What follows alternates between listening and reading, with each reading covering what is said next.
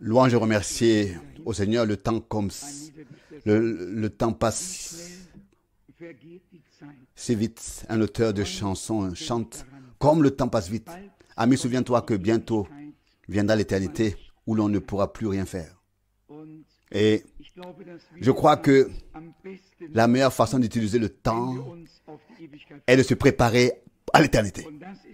Et c'est toujours sous l'écoute de la parole de Dieu. Le mauvais rassemblement est toujours mieux que pas de rassemblement du tout. Oui, c'est vrai. Mais il n'y a pas de mauvaises assemblées, de mauvais rassemblements. Chaque rassemblement, quel que soit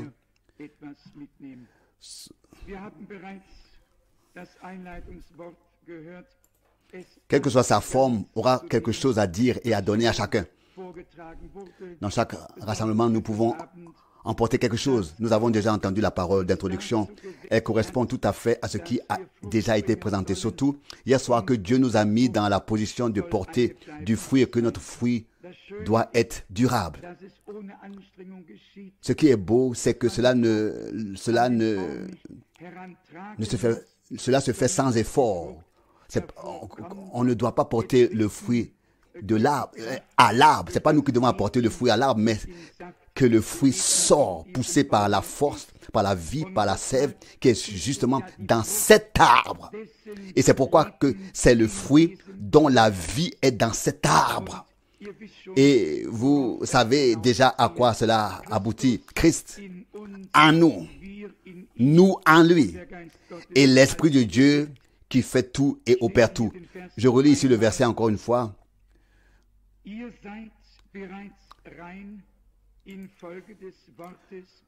Jean 15, verset 3. Vous êtes déjà purs à cause de la parole que je vous ai adressée. Demeurez en moi, et moi,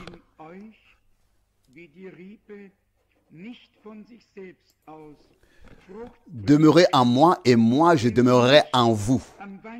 De même que le sarment ne peut porter de fruits par lui-même s'il ne demeure pas sur le cep, de même vous ne le pouvez pas si vous ne demeurez pas, si vous ne demeurez pas en moi.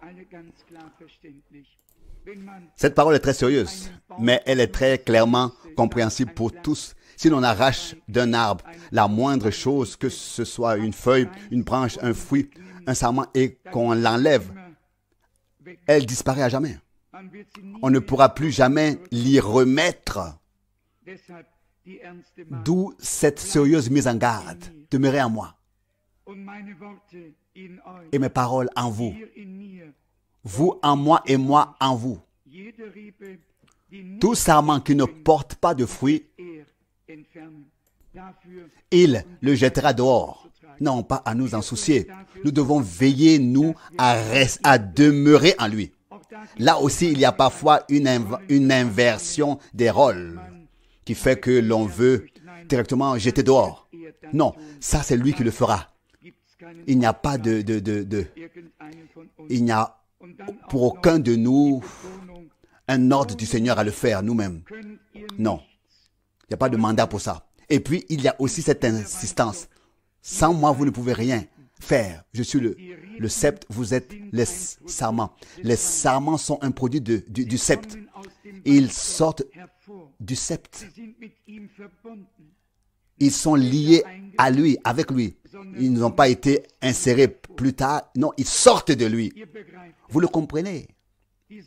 Le côté du Christ a été ouvert à Golgotha. Et la rédemption a eu lieu. Chair de sa chair, eau de ses eaux. De même qu'Ève a été tirée d'Adam, de même l'Église a été tirée de Christ, est sortie de lui. Lui le premier-né parmi de nombreux frères. Entre plusieurs frères. Comprenons-nous bien cela? Oui, si nous avons été ramenés à la condition divine. Nous avons été faits fils et filles de Dieu. Lorsque nous avons accepté et reçu la rédemption et que nous l'avons expérimenté personnellement. encore quelques réflexions en particulier, quelques pensées en particulier sur la manière dont on doit venir au Seigneur et notre attitude envers lui compte, notre conduite, notre marche devant lui compte. Et pas seulement les paroles, les mots, pas seulement ce qu'on dit, mais que les choses que nous disons soient vraies. Je voudrais de toute façon le lire à partir du chapitre 12 de Marc. Mais avant de lire le verset 34, je voudrais lire le verset 14. Donc, Marc 12, verset 13. À partir du verset 13. Marc 12, verset 13.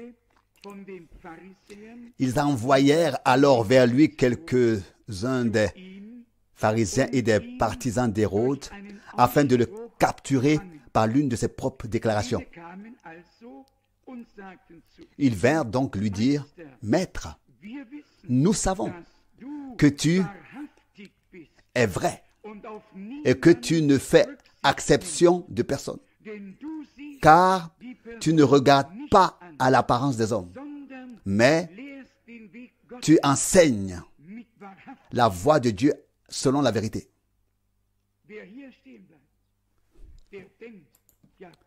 Celui qui s'arrête ici pense que oui, il s'est passé quelque chose de grand. Oh, il y a eu une transformation dans le cœur de ces hommes. Une délégation s'approche du Seigneur et s'adresse à lui en l'appelant même maître et en lui disant, tu parles vrai, tu ne regardes pas à la personne, tu enseignes le chemin de Dieu avec véracité, avec vérité. Quel compliment, n'est-ce pas? Si quelqu'un venait me voir ainsi et que je n'avais pas le don de discernement, cela me ferait déjà sourire, n'est-ce pas? Que quelqu'un me parle ainsi, oui. Mais écoutez ce qui se passe ensuite. Au verset 15.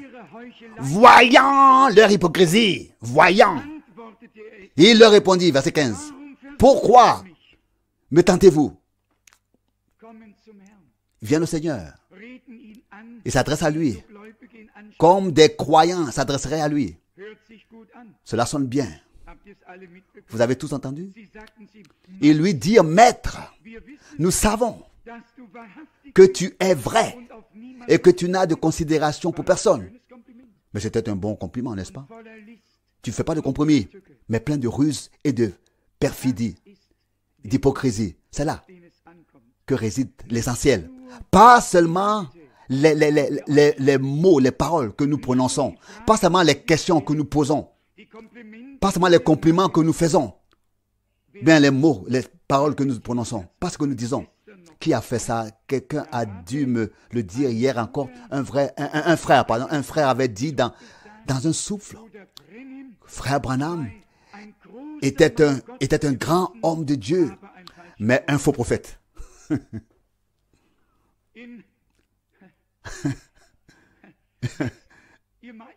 Je veux dire, vous êtes très bon en poésie et en pensée, n'est-ce pas? C'est bien connu chez nous en tant que nation, les Allemands.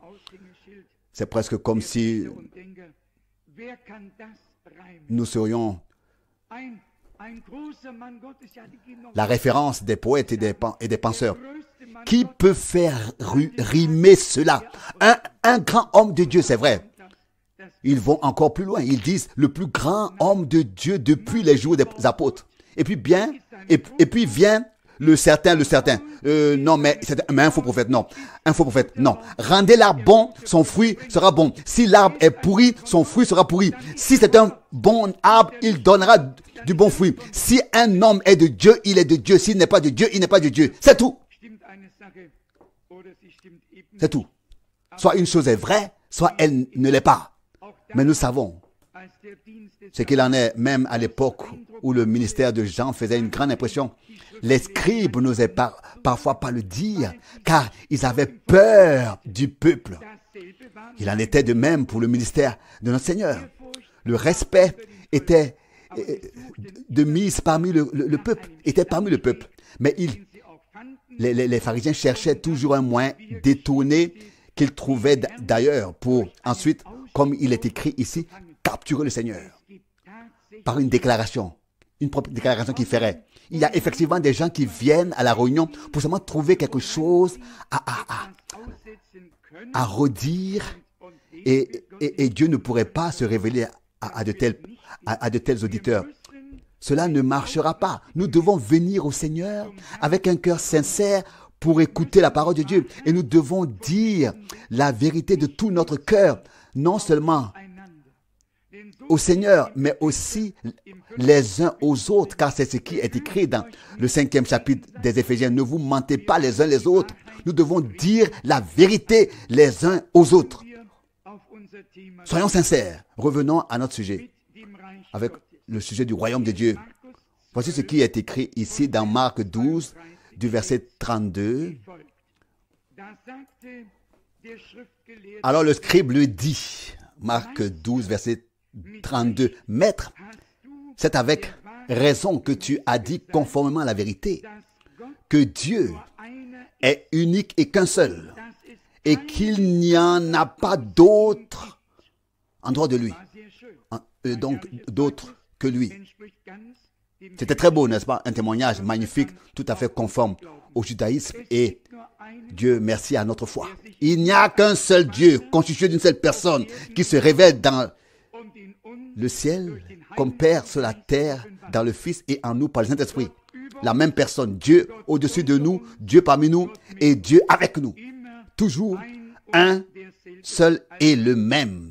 Il n'y a donc qu'un seul Dieu, unique. Puis, le verset 23 continue. « Et l'aimer de tout son cœur, de toute la conviction et de toute sa force, de toute sa conviction et de toute sa force, et aimer son prochain comme soi-même, cela vaut bien plus que tous les holocaustes et les sacrifices en général. » Maintenant vient le verset. Voici maintenant le verset. Quand Jésus l'entendit répondre avec tant d'intelligence, il lui dit, « Tu n'es pas loin du royaume de Dieu. » Et personne n'osa plus lui adresser de questions. Ce qui m'intéresse ici, c'est que il est dit, « Tu n'es pas loin du royaume de Dieu. » On peut être proche du royaume de Dieu et ne pas encore être dans le royaume de Dieu. Nous devons donc entrer dans le royaume de Dieu pour pouvoir ensuite prendre part à ce qui se passe dans le royaume de Dieu. Poursuivons avec l'évangile de Luc. Là encore, il est question du royaume. Luc, chapitre 6. Luc, chapitre 6, verset 20. Alors Jésus, levant les yeux sur ses disciples, dit, Luc 6, verset 20,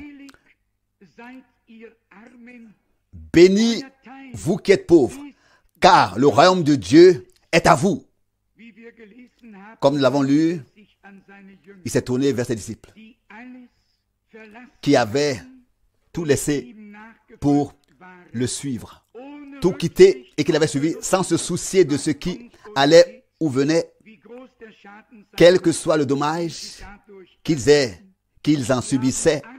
Ils avaient abandonné le travail, toute activité, tout pour suivre le Seigneur. Extérieurement, ils n'avaient rien, mais intérieurement, ils étaient riches. Et c'est pourquoi le Seigneur leur dit, «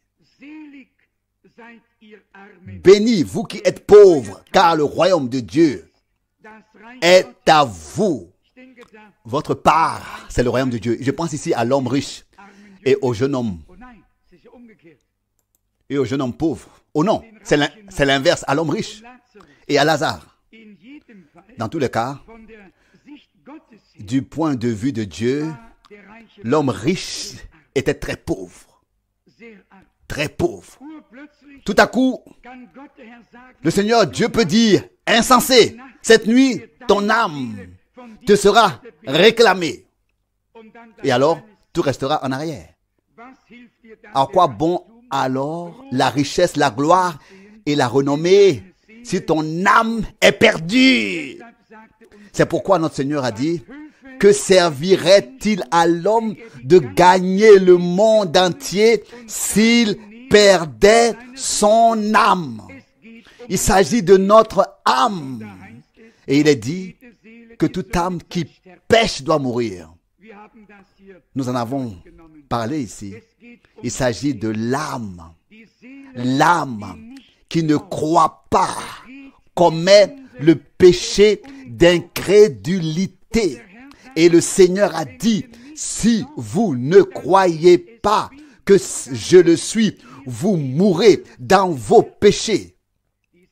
L'âme ne peut commettre qu'un seul péché. Le corps, lui, peut commettre des centaines de péchés. Mais l'âme ne peut commettre qu'un seul péché envers Dieu.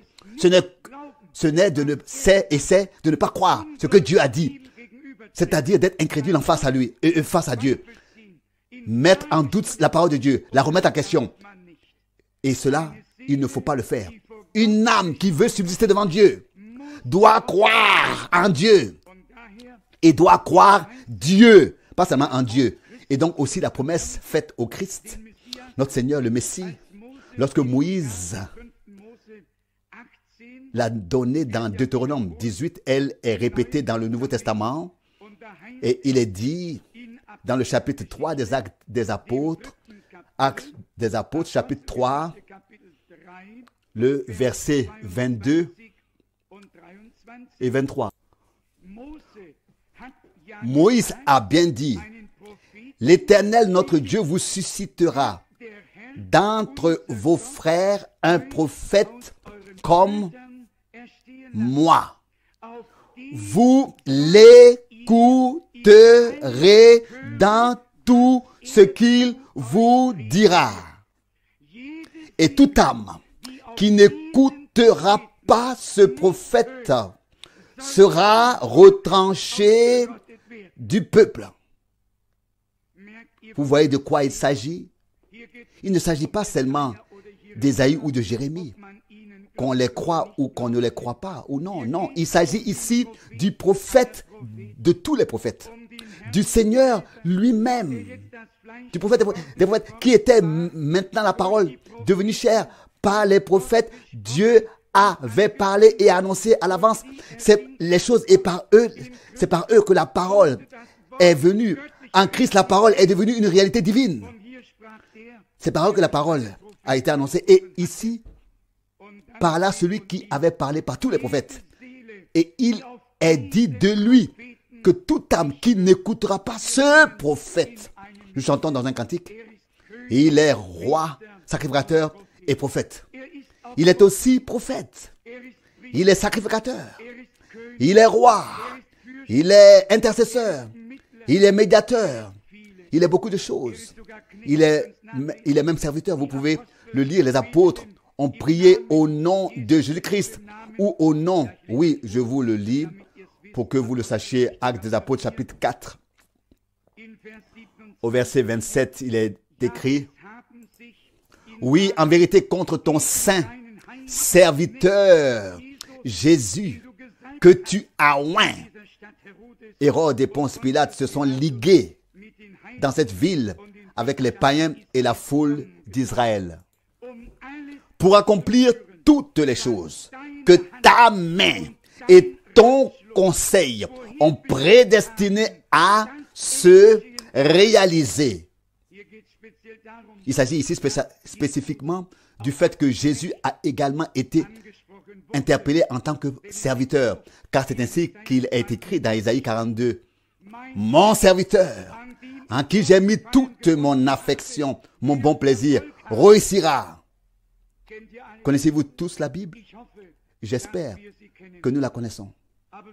Mais nous savons que celui qui a pris la forme d'un serviteur était le Seigneur des seigneurs, qu'il est le roi des rois, mais qu'il a renoncé à sa divinité et s'est fait homme pour racheter toute l'humanité de son humanité, toute l'humanité de son humanité, et la ramener à la divinité.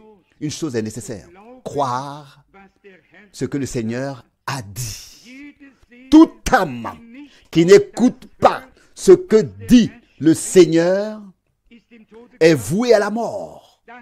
La vie vient de Dieu. La vie vient par la parole et l'Esprit de Dieu. La vie qui était dans le sang est revenue sur l'Église.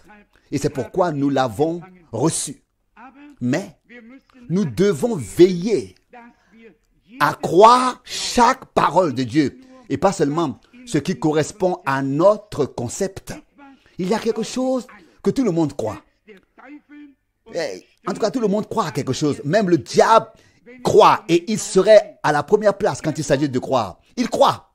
Il croit pas mal de choses. Seulement, il croit aussi qu'il peut déformer, tordre le sens de la parole comme cela l'arrange. Et c'est justement ce que nous ne croyons pas. Nous ne croyons pas que la parole de Dieu, nous croyons que la parole de Dieu doit rester dans sa forme originale, c'est-à-dire telle qu'elle est écrite, dans son contexte. Si nous prenons ou choisissons un point, par exemple le point du baptême, biblique, que des théologiens se disputent à ce sujet, cela nous est inconcevable. Car le Seigneur a parlé si clairement. Allez dans le monde entier, enseignez toutes les nations, etc., etc., ainsi de suite. Matthieu 28, puis il a dit, celui qui croira et qui sera baptisé, Marc 16, sera sauvé. Aujourd'hui, les nourrissons, oui, sont amenés à l'église avec leurs parents. Les parents ne croient pas. Je vous ai dit ça ici, frère Kupfer, ou je ne sais pas où. En tout cas, j'ai rencontré un couple de Lyon à Prague. Je passais sous la porche et j'ai entendu qu'ils parlaient français et j'ai toujours voulu avoir une occasion ou que ce soit de polir un peu mon français laborieux. Et cela m'a fait tellement plaisir de rencontrer ce couple sympathique de Lyon. Je leur ai demandé où ils allaient. Ils se rendaient à Auschwitz. Et vous savez que c'est un sujet très délicat pour nous et qui n'a pas sa place ici. Mais cela a fini par franchir mes lèvres. Le thème d'Auschwitz et de tous les autres camps de concentration. Cela n'est pas un thème allemand, mais il vient et tombe sur le compte de l'Église catholique romaine. Et je vous le dis, j'ai bien sûr fait quelque chose avec mes balbutiements, donc en balbutiant, j'ai essayé de dire quelque chose. L'homme dit en effet très sérieusement, l'homme a dit quelque chose très sérieusement et très rapidement, trois choses dans un souple. Il a dit, je suis français, je suis catholique et je suis athéiste. Et vous pouvez imaginer ce que j'ai ressenti. Comme si jamais tirer un coup de pistolet. Ces trois choses qui en soi vont bien ensemble en fait. Excusez-moi, frère Cooper, vous êtes les seuls à avoir un passeport français parmi nous aujourd'hui, mais nous en avons dans tous les pays. Il dit, je suis français, je suis catholique et je suis athéiste. C'était quand même une sacrée surprise. Et parce que je voulais lui dire quelque chose du Seigneur et je n'en avais pas le droit, il ne m'a pas donné le droit de lui parler du Seigneur. Et c'est là que je me suis rendu compte que les gens sont liés seulement à l'Église, mais détachés de Dieu. Et c'est pourtant la catastrophe mondiale. L'humanité est détachée tactiquement de Dieu et a fait d'un homme le Saint-Père. Et nous devrions nous taire à ce sujet? Non, nous ne le ferons pas. Même si cela doit nous coûter la vie, nous n'en avons qu'une seule de toute manière. Nous l'avons consacrée au Seigneur. Elle lui appartient. Il nous l'a donnée. Nous pouvons le lui rendre. La vie. Mais nous proclamons encore librement les vérités. Les vérités bibliques. Le temps est venu de le faire. De quoi avons-nous parlé? Passons encore à Romains 14. Romains, chapitre 14, verset 17. Romains 14, verset 17.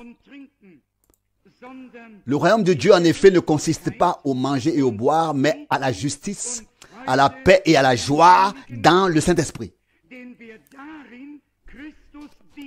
Car celui qui sert Christ de cette manière est agréable à Dieu et approuvé par les hommes, estimé par eux. Avons-nous tous lu et écouté? Le royaume de Dieu ne consiste pas au manger et au boire. Vous savez que certains mangent d'une manière et d'autres d'une autre.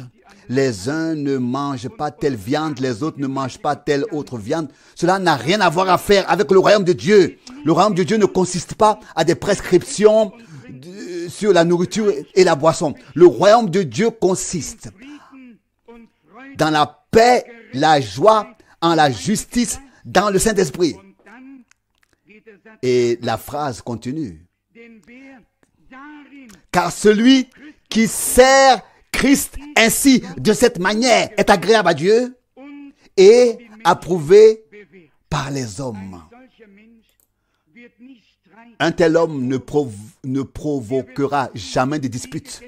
Il saura comment manger même si ce qu'on lui sert n'est pas conforme à cette directive. Mais jusqu'à présent, j'ai toujours réussi.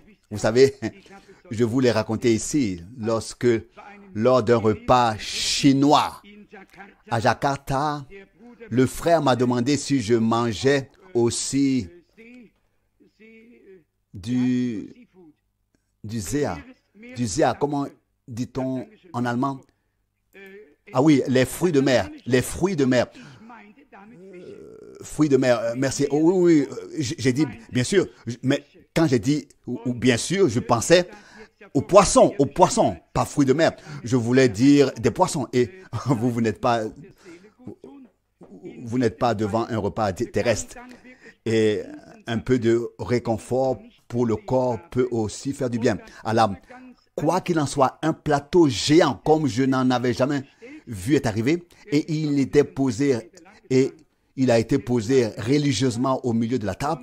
La table faisait au moins 6 mètres de long. Il y avait des invités spéciaux et lorsque le plateau a atterri sur la table, je n'ai pas eu besoin de retirer mes lunettes ni de les prendre. J'ai vu que les grenouilles avaient toutes leurs jambes tendues et tout ce qui était dessus. C'était impossible. Tout s'est en quelque sorte contracté en moi. Et puis ce religieux-là, je crois que c'était un prêtre, c'était une personne très gentille, un Chinois. Il a dit, voilà, maintenant frère Franck va remercier pour le repas. Et vous savez ce que j'ai fait? Je me suis levé et j'ai dit, pour ce repas, je ne remercierai pas. Et vous savez ce que j'ai fait? Je me suis levé et j'ai dit, et puis j'ai dû clarifier ce que j'entendais par fruits de mer. Oui, mais ça peut arriver. C'est comme ça que les malentendus peuvent parfois surgir. Et puis j'ai quand même obtenu gain de cause. Revenons donc à la parole de Dieu. Le royaume de Dieu ne consiste pas, en effet, en nourriture, dans le manger et le boire, mais en justice, en paix et en joie dans le Saint-Esprit. Donc la justice, la joie et la paix dans le Saint-Esprit. Car celui qui sert Christ de cette manière est agréable à Dieu et éprouvé par les hommes, devant les hommes. Approuvé. Pour vous dire cela encore une fois, pour que je sois plus complet, j'ai souhaité bon appétit aux gens. S'ils sont si forts dans la foi qu'ils peuvent manger des grenouilles, je ne peux que l'admirer. Et j'ai mangé mon poulet, alors et plus tard, et eux, leurs grenouilles. Alors, allons-y, mais je n'ai pas fait de dispute. Les querelles, d'autres peuvent les faire. Nous ne sommes pas envoyés pour cela. Nous pouvons, si c'est approprié, faire une remarque, et pas seulement cela, mais peut-être faire un signe de l'écriture pour que les gens y réfléchissent. Mais une dispute sur la nourriture et la boisson, cela n'a pas sa place dans le royaume de Dieu. Cela n'y a tout simplement pas sa place. Le royaume de Dieu n'est pas fait de nourriture et de boisson. Ne consiste pas à ces choses, mais est constitué dans la justice, dans la paix et la joie dans le Saint-Esprit. Poursuivons notre lecture. Verset 19. Prenons donc garde et recherchons ce qui contribue à la paix et à l'édification mutuelle. Regardez, on peut orienter une conversation dans telle ou telle direction, c'est-à-dire d'une manière ou d'une autre vers une collision, une confrontation, mais on peut aussi orienter une conversation vers l'édification, et vers ce qui est positif et ce qui sert au bien. Et c'est précisément ce que Dieu veut. Dieu veut faire de nous des personnes qui savent se comporter de manière juste en toute situation, parmi les croyants et les non-croyants, dans chaque pays, dans chaque ville, chez les riches et les pauvres, en toute occasion, afin d'être un témoignage juste et une bénédiction pour les autres. Il est dit ici que nous devons contribuer à la paix et à l'édification mutuelle. Au verset 20, il est écrit: ne détruis pas pour un aliment l'œuvre de Dieu. Pouvez-vous vous imaginer que des hommes puissent être, d'un côté, si faibles dans la foi, que lorsqu'il s'agit de nourriture et que l'on touche leurs affaires qu'ils considèrent comme entièrement sacrées, ils fassent naufrage dans leur foi. C'est-à-dire, la valeur qu'ils accordaient à leur spécialité alimentaire, si on la détruit, c'est leur foi qui est détruite. Et cela non plus n'est pas juste. Il ne faut rien faire de quelque chose de spécial. Et si quelqu'un le fait, qu'il le fasse pour lui et qu'il le garde aussi pour lui. Mais s'il l'a mangé, il ne l'a plus gardé pour lui. Lisons maintenant encore le verset 21. Oui, peut-être la fin du 20e verset entièrement. Donc, le verset 20 entier. Ne détruis pas pour un aliment l'œuvre de Dieu. Certes, tout est pur, mais c'est une ruine pour celui qui mange avec des préoccupations intérieures. Pouvez-vous imaginer, même si tu prends un aliment, non pas avec foi, mais avec des doutes, tu peux encore en souffrir. Oui, tout va bien, hein, n'est-ce pas? Tout doit pouvoir être fait en toute conscience. Bonne conscience. Si quelqu'un se demande où était-je, j'espère que nos amis ne se vexent pas, mais j'ai toujours l'impression nous avons de vrais amis. Bon, ils aiment manger de la viande de cheval. Et à un moment donné, on m'a posé la question et j'ai répondu absolument non, pas. J'ai répondu, j'ai dit absolument pas non et jamais. Ce n'est pas possible. Et puis, on m'a demandé mon opinion. Et puis, on m'a demandé comment j'en étais arrivé à refuser cela. Non, chacun a vraiment la possibilité de décider librement. Qu'est-ce qui nous intéresse ici aujourd'hui? C'est pour cela que Paul a écrit ces choses, pour que les croyants utilisent leur intelligence pour des choses terrestres et qu'ils n'en fassent pas un sujet de discussion afin d'affliger la communauté, l'église spirituelle et de contribuer ainsi à la destruction et non à l'édification. Remarquez-vous combien il est important de juger les choses avec réflexion, avec intelligence, même sur le plan terrestre. Et si nous devons juger quelque chose, c'est tout au plus la nourriture et non pas le frère qui mange des grenouilles ou un cheval ou un autre du porc. Tout le monde mange quelque chose. Qu'est-ce que j'y peux? Mais que nous ne jugions pas non plus le frère ou la sœur, tout au plus la chose qu'il mange. Et ensuite, nous gardons notre jugement pour nous, s'il vous plaît. Le frère et la sœur, nous ne les jugeons pas du tout. Nous ne leur disons même rien du tout. Nous les laissons faire ce qu'ils font, afin de contribuer à l'édification et non à la destruction. Paul poursuit. Certes, tout est pur, mais c'est une ruine pour celui qui mange avec des préoccupations intérieures. Et c'est vraiment ici, celui qui n'est pas clair dans sa conscience, que se passe-t-il alors? Il reçoit des détresses, il se préoccupe. Est-ce que j'aurais dû manger ça ou pas? Car en fait, cela n'est pas non plus une fatalité. Non, chacun décide librement pour lui-même. Car ici, Paul l'explique comme suit au verset 22. Tu as l'assurance de la foi. Tiens-la ferme pour toi-même devant la face de Dieu. Amen. Tu as l'assurance de la foi. Tiens-la ferme pour toi-même devant la face de Dieu. Mais ne la mets pas sur le dos d'un autre. Ne la mets pas sur le dos d'un autre. Avez-vous compris cela?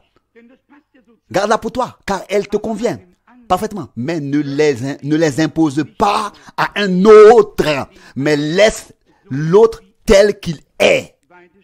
Il est également écrit ici,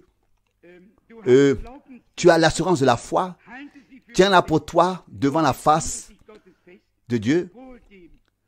Heureux celui, le verset 22, qui n'a pas à entrer en jugement avec lui-même sur ce qu'il estime juste.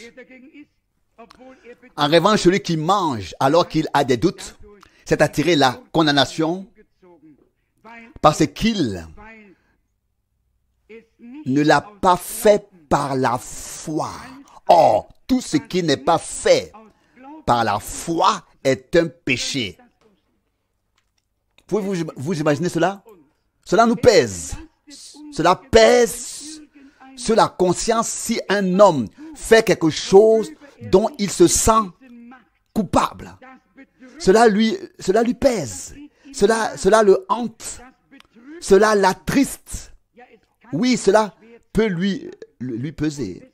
C'est pourquoi nous devons être sûrs de ce que nous faisons afin de ne pas avoir à nous juger plus tard. Nous lisons au chapitre 15, verset 1, Romains 15, verset 1. C'est donc à nous les forts qu'il incombe de porter les faiblesses de ceux qui ne le sont pas et de ne pas penser avec complaisance à nous-mêmes. Cela aussi peut arriver. Cela aussi peut arriver. Et je vais vous dire, il n'y a pas plus grave. Il n'y a rien de pire et de plus proche du phariséisme que la complaisance de soi-même. Le faire... Ce sont justement ces gens-là qui mangent et boivent exactement comme il faut et toujours font les choses comme il le faut à leurs propres yeux, bien sûr. C'est toujours à leurs propres yeux. La complaisance de soi-même peut être très éloignée d'une vie agréable à Dieu. Qu'auriez-vous dit si vous aviez vu Jean-Baptiste manger des sauterelles? Cela vous aurait fait froid dans le dos. Mais vous ne vous en seriez pas offusqué, n'est-ce pas? Absolument pas. Vous auriez continué à entendre la parole de Dieu, n'est-ce pas? Ou bien vous seriez parti directement en secouant un peu la tête et en disant, oui, cela ne peut pas être vrai. Mais si, mais qui a le droit de le faire? Et cela a bien réussi et il a le droit de le faire, oui, tout à sa place. Jean-Baptiste avait le droit de manger des sauterelles. On n'a pas besoin de s'offusquer. Qu'est-ce que c'était? Frère Branham mangeait des écureuils. Des écureuils. Oui, frère. Des écureuils. Tu secoues la tête. Mais c'était comme ça. Chez nous, il pensait presque impossible. Et même une fois, il s'est tellement goinfré qu'il a dit, je suis désolé, mais je dois vous le confesser aujourd'hui, je ne peux pas prêcher, j'ai trop mangé. Puis l'homme sur la plateforme a dit, ça, trop d'écureuils, n'est-ce pas? Et alors, il ne pouvait plus s'en écarter. Il était obligé de dire ce qu'il avait mangé. Hein? Regardez, tous étaient que des hommes. Les prophètes aussi étaient que des hommes. Et ils ont reçu la parole. Mais aussi, quelque chose de plus. Ce qui manque très souvent aux croyants, c'est une réflexion claire avant de parler. Mon ami Hans Keck a vu chez moi aujourd'hui une lettre. J'ai là une affiche que je ne connais pas très bien par cœur. Et il l'a lu, quelque chose comme ça.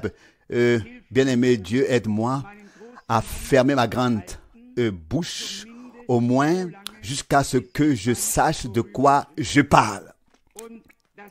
Et cela lui a tellement plu, c'est ce que je voulais lui offrir. Et non pas comme mépris, mais comme en souvenir du fait que l'on pense d'abord et qu'ensuite on parle, après avoir pensé à ce qu'on dit. Mais maintenant, à nous tous, ensuite, amis, combien de dommages et de peines de cœur aurions-nous pu nous épargner à nous et aux autres Si nous avions d'abord pensé aux conséquences de ce que nous étions sur le point de dire, et si nous avions pensé à cela, et si nous nous étions peut-être mordus la langue,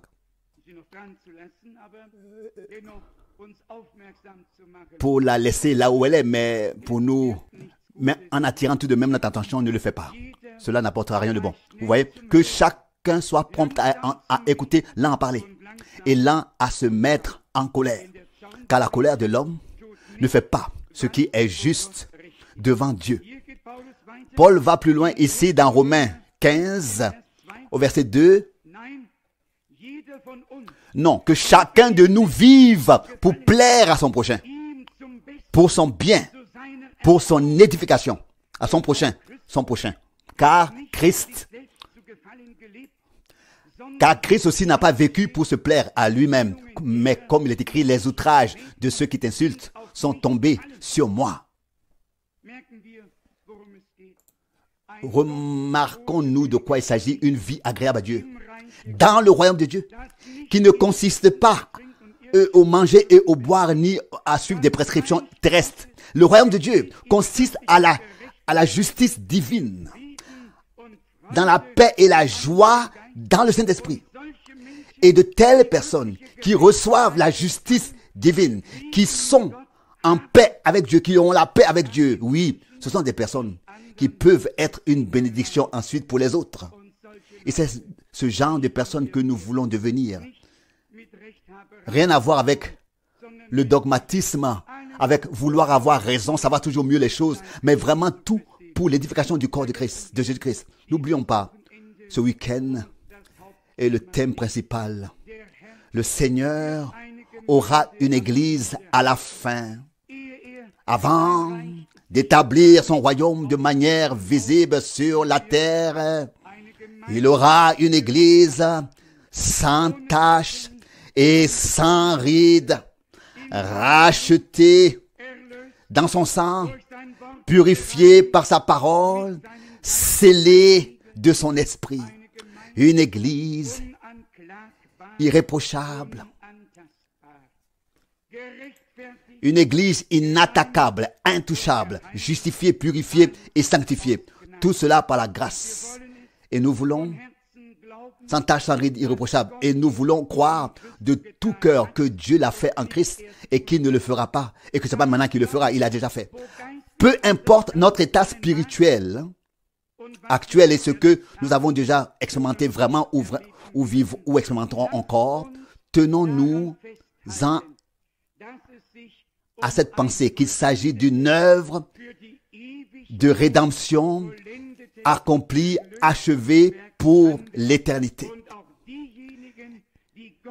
Et même ceux que Dieu a rachetés en Christ sont aux yeux de Dieu déjà accomplis pour l'éternité. Déjà achevés, préparés, perfectionnés pour l'éternité. Cela aussi est écrit dans les Saintes Écritures. Cela devrait être écrit dans l'Épître aux Hébreux que Dieu nous a déjà amené au but une fois pour toutes par le sacrifice. Vous pouvez lire cela dans Hébreux 9 et Hébreux 10. Il nous a achevés déjà. Ça, ce sont les deux chapitres qui parlent spécialement de cela. Vous pouvez lire en particulier le verset 9, le chapitre 9, pardon, où il est question de ce qu'il a fait, de ce qu'il a déjà fait. Et nous pouvons alors le suivre dans le sanctuaire céleste, car il est le souverain sacrificateur des biens à venir. C'est ce qui est écrit ici dans Hébreux 9 au verset 11. Mais Christ est venu comme souverain sacrificateur des biens à venir. Hébreux 9 verset 11. Il a traversé le tabernacle plus grand et plus parfait qui n'est pas construit de main d'homme, c'est-à-dire qui n'est pas de cette création. Ce n'est pas non plus au moins du sang des boucs et des veaux, etc., mais au moins de son propre sang qu'il est entré une fois pour toutes dans le sanctuaire et qu'il a, dans le sanctuaire céleste, et qu'il a exécuté une rédemption éternelle et qu'il a accompli une rédemption éternelle. Hébreux 9, verset 12. Comme je l'ai dit plus tôt, vous pouvez tous continuer à lire. Croyons-le de tout notre cœur. Remercions Dieu de nous avoir jugés dignes d'entrer dans son royaume par une naissance, donc d'y naître selon la parole de l'Écriture. Vous devez naître de nouveau, sinon vous ne pouvez pas voir le royaume de Dieu et encore moins y avoir part. Nous devons d'abord y naître pour ensuite le voir et faire l'expérience et en faire l'expérience et en prendre part, et y prendre part. Que Dieu nous bénisse tous, qu'il soit avec nous tous, qu'il fasse en sorte que sa parole glorieuse ait un impact en nous, qu'il nous rende vivants et qu'il nous accorde la puissance vivifiante qui fera de sa parole une réalité divine en nous. Que nous puissions, nous aussi, vivre sa parole à la gloire de son nom. Que nous soyons nous-mêmes des lettres écrites comme l'écrit l'apôtre lu de tous les hommes. Que Dieu me l'accorde, que Dieu nous l'accorde à tous, par grâce, par grâce. Que son nom soit sanctifié, que son règne vienne et que sa volonté soit faite sur la terre comme au ciel. Amen.